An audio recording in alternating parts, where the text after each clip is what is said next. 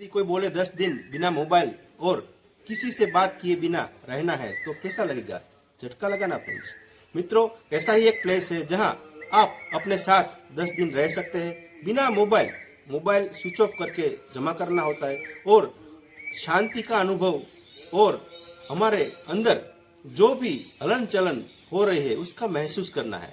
आज ही फ्रेंड्स मैं बात कर रहा हूँ 2500 साल पहले भगवान बुद्धा ने हमको सिखाया था कि दुख है तो दुख का कारण है तो उसका निवारण है।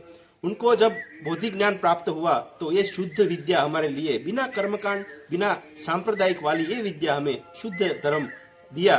तो ऐसी विपश्यना के बारे में आपको बताने वाला हूँ फ्रेंड्स। फिलहाल हम आ गए हैं गुजरात के स्थित भावनगर में धम्मपाली करके विपश्यना केंद्र है। मैं आपको विपश्यना केंद्र के बारे में दिखाऊंगा, कैसे साधना होती है, कैसे रहने की सुविधा है, कैसे धम्म हॉल है और खाने की सुविधा और रहने की सुविधा के बारे में बताऊंगा। तो फ्रेंड्स कहीं मत जाइएगा, वीडियो को स्किप मत कीजिएगा, मेरे साथ वीडियो में बने रहिए। चलो फ्रेंड्स मैं आपको शेयर करवाता हूँ विपश्यना धम्मपाली साधना केंद्र की। चलिए मेरे साथ।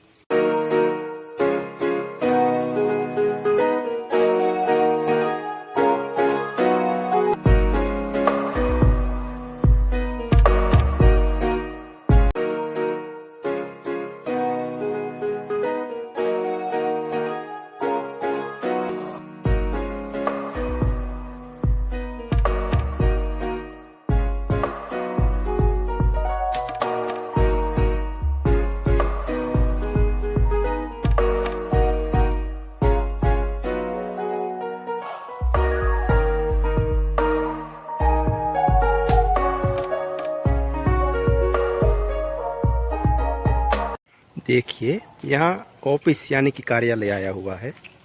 इसी कार्यालय में सबसे पहले सब साधक यहाँ आते हैं, आप देख सकते हो, और अपना रजिस्ट्रेशन करवाते हैं। फिर रजिस्ट्रेशन करने के बाद सबको रूम अलॉट होता है और रूम दिया जाता है निवास के लिए। और यहाँ जो वैल्यूएबल और मोबाइल पहले दिन जमा करवाना होता है और 10वें दिन मोबाइल और वैल्यूएबल वापस दिया जाता है।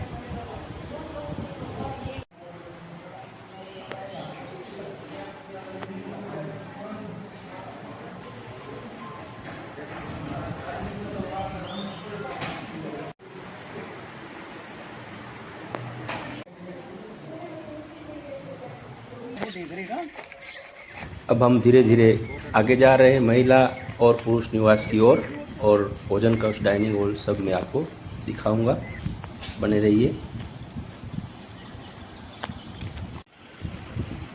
ये जो आपको आगे दिखाई दे रहा है ये महिला साधक निवास स्थान है, यहाँ पुरुष अलाउड नहीं है। तो मित्रों हम आ गए हैं भोजन कक्ष पुरुष के लिए। पुरुष और महिला के लिए भोजन कक्ष अलग अलग रहता है। यहाँ सुबह का नाश्ता, दोपहर का भोजन और शाम का नाश्ता रहता है। और भोजन के दौरान आपस में साधक को बात नहीं करना है, आर्य मौन बनाए रखना है। यहाँ नाश्ता भोजन जो भी लेने के बाद पुरुष अपने निवास स्थान विश्राम करते या तो टहलते। आप देखिए कितनी शांति से सब नाश्ता कर रहे हैं। इस लिमिट के आगे साधक आगे नहीं जा सकता। यहाँ लिखा हुआ है साधक इस सीमा के आगे न जाइए। यहाँ अनुशासन का पालन और शिस्त पालन बहुत महत्व रखता है। चलिए फ्रेंड्स हम आगे जाते हैं साधक निवास पुरुष और शून्यागार की ओर। तो चलो फ्रेंड्स, सबसे पहले मैं आपको शून्यागार यानी कि अकेले में साधक संपूर्ण साधना कर सकते हैं उसको शून्यागार बोलते हैं। ये देखो यहाँ से प्रवेश होता है। पहले ये नज़ारा देखो शून्यागार का। देखो ये काम चल रहा है। फिर यहाँ से साधक एंट्री लेते हैं शून्यागार में। ये प्रवेश द्वार है। फिलहाल तो काम चल रहा है, पहले मैंने आपको बताया। यहाँ नोटिस और सूचनाएं लिखी हुई है कि अंदर क्या अनुशासन का पालन और शिस्त का पालन करना है, वो यहाँ लिखा हुआ है, आप देख सकते हैं। चलो मैं आपको शून्यागार दिखाने की कोशिश करता हूँ। देखिए ऐसे नंबर होता है 47 to 63। ऐसे लाइन कतार बंद अलग अलग शून्यकार रहते हैं। दर्शक मित्रों, आगे धम्मोल की और आपको मैं ले जाऊंगा। ये सब साधक खड़े हैं।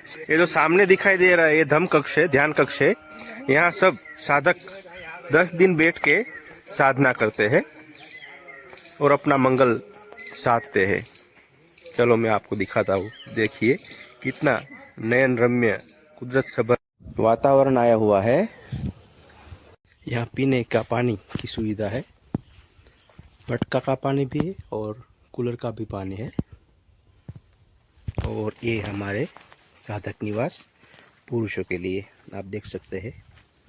कितना बढ़िया नज़ारा है। कुदरत के सानिध्य में हम यहाँ बैठ के साधना कर सकते हैं, वो भी निशुल्क साधना है। ये सब दान और दान सेवा पर निर्भर रहता है, जो खर्चा रहता है वो। देखिए ये आ गए हम पुरुष साधक निवास। मैं अंदर आपको दिखाऊंगा कैसा रूम रहता है, कैसी सुविधा रहती है, वो आपको दिखाने की कोशिश करूंगा।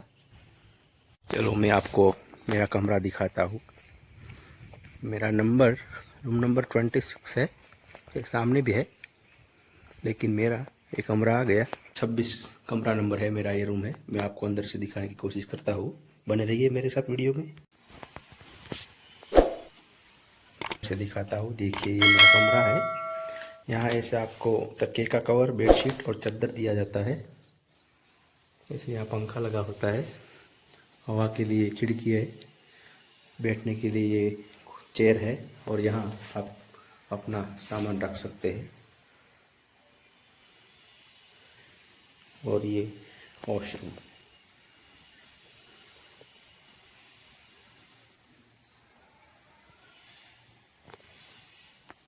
दर्शक मित्रों, आज 10वां दिन है और ये मौन टूटा है।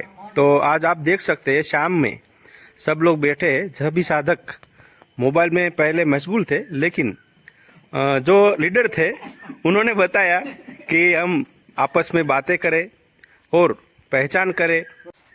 आगे एक साधक जा रहे हैं, चलो हम उनसे बात करते हैं कि उनका एक्सपीरियंस कैसा रहा और विपश्यना में क्या क्या बेनिफिट हुए। एक्सक्यूज मी, हेलो जी, नमस्ते। आपका परिचय और आपका जो शिविर का विपश्यना का जो एक्सपीरियंस, कैसा अनुभव रहा और क्या आपको बेनिफिट हुआ, वो हमारे दर्शक मित्र को आप बताइए। Hello everyone, myself Neeldeep Singh Gohil. I am intern doctor at the civil hospital Junagadh. ये मेरी पहली विपश्यना थी और मेरे जो सीनियर्स थे उन्होंने मुझे रिकमेंड किया था विपश्यना के बारे में। Actually I have anxiety issue in past. मुझे एग्ज़ाम के टाइम पर बहुत एंजाइटी होती थी। इसके अलावा छोटी छोटी बातों पर मैं बहुत ज़्यादा सेंसिटिव हो जाता था। इसलिए मेरे सीनियर ने मुझे रिकमेंड किया था कि तुझे विपश्यना में जाना चाहिए और उन्होंने ही मेरा रजिस्ट्रेशन किया था और मैं धम्मपाली विपश्यना केंद्र पालीताना आया। और 10 दिनों की शिविर की जो 6 तारीख से लेकर 16 तारीख की थी और आज ये अंतिम दिवस है। और इसके दौरान मैंने काफ़ी अपने अंदर एक बदलाव महसूस किया। जब मैं पहले दिन आया था मेरा मन बहुत भारी भारी था, मानो कि सारी दुनिया की समस्या मेरे साथ ही हो रही है, ऐसा मेरे को लग रहा था। और आज जब मैं जा रहा हूँ तब मुझे लग रहा है कि मैं अपने सारे विकारों से मुक्त हो गया हूँ। अब मेरा मन बहुत फूल सा हल्का हो रहा है। मैं सभी युवाओं को और ख़ास तरह के उन लोगों को जिनको एंजाइटी इश्यू, एंगर इश्यू और काफ़ी सामाजिक समस्याओं को सामना करना पड़ता है, जिसके कारण वो नशाकारी पदार्थों की लत में लग जाते हैं, उनको विपश्यना के बारे में रिकमेंड करता हूँ। मैं एक मॉडर्न साइंस का विद्यार्थी होकर भी, MBBS का विद्यार्थी होकर भी एलोपैथी के अलावा आपको सभी को विपश्यना ध्यान केंद्र में आने के लिए आह्वान करता हूँ। Thank you. हमारे साथ दूसरे साधक मित्र है, हम उनसे बात कर रही है। आपका परिचय और आपको साधना से क्या लाभ हुआ है, विपश्यना से, वो दर्शक मित्र को आप बताइए। नमस्कार मित्रों, मैं जयराज वाला, अभी deputy director of horticulture department में गवर्नमेंट ऑफ गुजरात में बोटाद डिस्ट्रिक्ट का हेड हूँ। पिछले 10 दिनों से हम यहाँ धम्मपाली सेंटर में विपश्यना साधना कर रहे हैं। आज हमारा 10वां दिन है और 10वें दिन हमारा मौन खुला है। तो हमारे मित्र के साथ हम बात कर रहे थे। तो 9 दिन से हम सब नोबल साइलेंस यानी आर्य मौन में थे। कोई भी साधक साधिका एक दूसरे से बात नहीं कर रहे थे। और मेरी बात करूँ तो मैं पिछले 6 साल से ये 10 दिन का विपश्यना करने का सोच रहा था पर आ नहीं पा रहा था। और जुलाई महीने में 2025 में यहाँ पे विपश्यना में मैं धम्मपाली सेंटर में आया हूँ। आज लास्ट दिन है। मेरा थोड़ा एक्सपीरियंस आपके साथ शेयर करता हूँ। मेरा वैसे तो लाइफ बहुत सिंपल है, रोज़ ध्यान भी करता हूँ, लेकिन ध्यान में क्या होता है कि सुना हुआ, सोचा हुआ, पढ़ा हुआ, ये सब अप्लाई करते करते ध्यान करते रहते हैं। तो सोचते हैं कि ये प्रकाश पुंज कब मिलेगा, चक्र जागृत कब होंगे, कुंडलिनी कब जागृत होगी, ऐसे ऐसे सोच के व्याकुलता बढ़ती रहती। उसकी वजह से निरसता आती है, निराशा उदासीनता आती रहती। तो ध्यान में हर रोज जब पौने घंटे करता तो उसी ध्यान के मेरे आकर्षण के हिसाब से पहला स्टेप में यहाँ पे आने के लिए उत्सुक था। तो आध्यात्म के साथ ध्यान साधना कैसे करें, उसके लिए यहाँ पे आने का हुआ। तो मौन, मुझे मेरा मौन का जो एरिया था वो बढ़ाना था। तो तीसरा, मोबाइल के बिना रहना, ये तो मेरा पहले से आकर्षण में था कि 10 दिन मोबाइल के बिना हम कैसे रह सकते हैं। ये जानने के लिए, अनुभव करने के लिए यहाँ पे आया।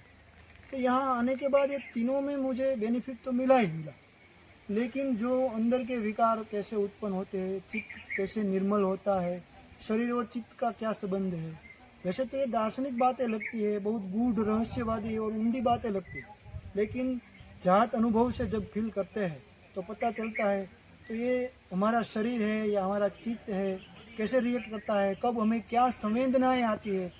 कभी कभी क्रोध आता है तो आया क्रोध ऐसा पता ही नहीं चलता है, और हम किसी पे बराड़ रहे हैं, घर पे किसी पे बराड़ रहे हैं, ऑफिस में किसी को दुख पहुंचा रहे हैं। ऐसा ही मोह में होता है, वासना में होता है, कोई भी अहंकार आ जाता है। सारे प्रश्न थे मन में, उसका सॉल्यूशन यहाँ पे आचार्य से मिलता है, प्रवचन से सॉल्यूशन मिलता है। शाम के दिन में 10 घंटे ध्यान में बैठने को मिलता है। मैं आधे घंटे बैठता हूँ तो पग में खाली चल जाती थी, घर पे भारी भारी लग रहा था, पग को ऐसे ऐसे हिलाना पड़ता था। तो जो आसन है मेरा, वो आसन यहाँ पे उत्कृष्ट हुआ, उसके वजह से अधिष्ठान बढ़ा। और एक ही आसन पे 1.5 घंटे, क्या है 2 घंटे तक हम बैठे। 10-9 दिन में ऐसे भी दिन आए कि 2-2 घंटे तक विपस्यना करते रहे, पता ही नहीं चला कहाँ 2 घंटे चले गए। और बैठक में कुछ नहीं पैर खुला, नहीं हाथ खुला, नहीं आँख खुली, 2 घंटे बैठा। तो मन में ऐसा विचार आता था कि ये मैं ही हूँ कि मेरे साथ ऐसा हो रहा है, 10 दिन में इतना बदलाव कैसे आ सकता है।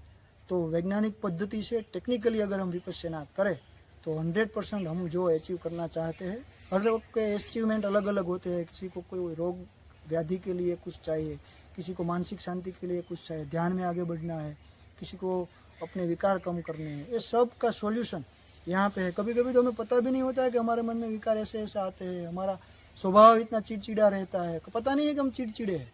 तो चिड़चिड़े है उसका पता हमें यहाँ चलता है। तो ये 10 दिन का विपश्यना शिविर कहीं पे भी आप करें, सभी सेंटर पे अच्छे से होता है। और 9-10 दिन आप अकेले, विदाउट मोबाइल, विदाउट इंस्ट्रूमेंट, एक ही रूम में अकेले रहते हैं। मतलब आप आपके साथ ही है, अब आपको जानने का भी आपको मौका मिलता है। हम अपनी भाग दौड़ भरी जिंदगी में 5 मिनट भी नहीं निकाल सकते हमारे लिए। तो 10 दिन तो बहुत बढ़िया है। एक बार दृढ़ निश्चय करके आप यहाँ पे आ जाए तो 10वें दिन ये जो मैं बोल रहा हूँ ऐसे ही आपके अभिप्राय हो जाएंगे। आप सबको भी मेरी तरफ से ये मैं मंगल प्रार्थना करता हूँ कि अब कभी भी जब आपको, मैं 6 साल तक सोचता रहा, आप उससे कम समय में यहाँ पे आ जाइए। उसके बाद अपने आप आपका काम शुरू हो जाएगा और आप घर पे भी अभ्यास बाद में कर सकेंगे। Thank you. मित्रों, आपको ये वीडियो कैसा लगा और जो मैंने इन्फॉर्मेशन और जानकारी दी वो आपको कैसी लगी? तो फ्रेंड्स, मैं आपको ये सवाल पूछना चाहता हूँ कि आप अपने मंगल के लिए, अपने जीवन के लिए कब विपश्यना के साधना के लिए आ रहे हैं, वो कमेंट बॉक्स में मुझे बताइएगा। और कोई भी प्रश्न है तो मुझे कमेंट बॉक्स में लिख के बताइए, मैं आपको ज़रूर आंसर दूंगा। और इसी विपश्यना साधना को सभी जो आपके मित्र है उनको ये वीडियो शेयर करिए। यदि आपको ये वीडियो पसंद आया हो तो लाइक कीजिए और सब्सक्राइब कीजिए। मेरी पॉजिटिव प्रकाश चैनल को सब्सक्राइब कीजिए। और ऐसे ही प्रेरणादायी वीडियो के साथ अगले वीडियो में मिलते हैं। तब तक के लिए फ्रेंड्स, स्वस्थ रहे, मस्त रहे, खुश रहिए, सबका मंगल हो। थैंक यू, आभार।